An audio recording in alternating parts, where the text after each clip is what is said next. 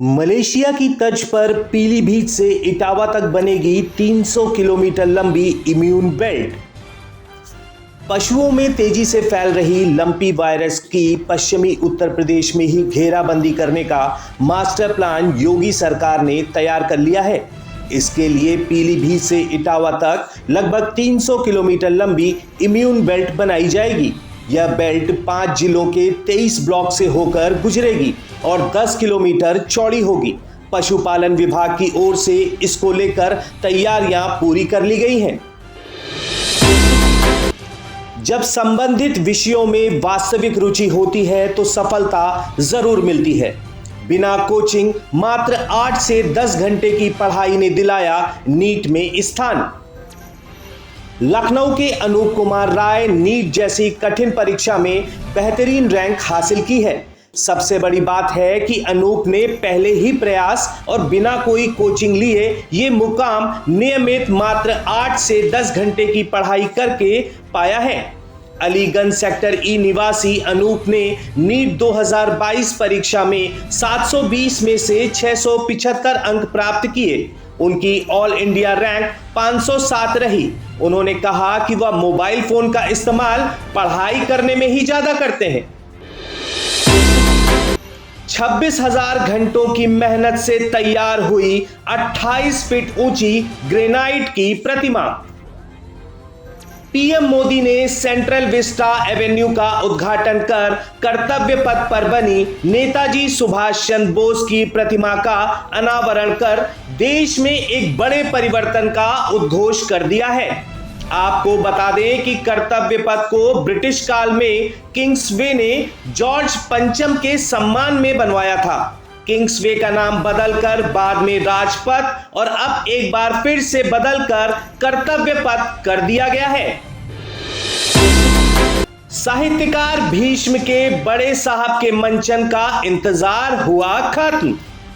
किन्नर साहित्य एवं कई कहानी साहित्य लिख चुके प्रसिद्ध साहित्यकार महेंद्र भीष्म लिखित नाटक बड़े साहब का मंचन ने दर्शकों को गुदगुदाया, हंसाया भी, तो दूसरी तरफ एक व्यवस्था को भी बेहतरीन राज बिसारिया के निर्देशन में संगीत नाटक एकेडमी में जीवंत कर दिया।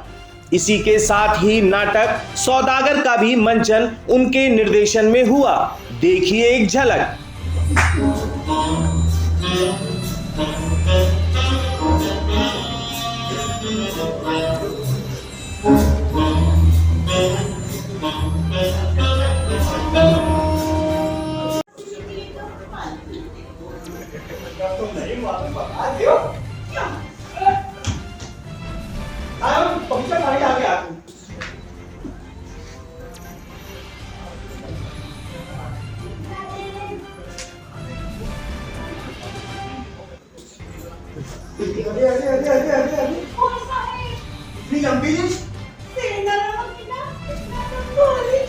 अरे मैं लिख लूंगा तुम छोड़ दो।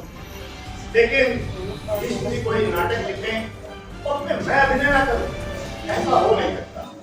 इसलिए मैं जबरदस्ती उनकी बिना इजाजत के इसमें आ गया। इसलिए मैं इस बात से क्षमा चाहूंगा। हाँ, तो आप सबका सवाल है कि मैं कौन हूँ।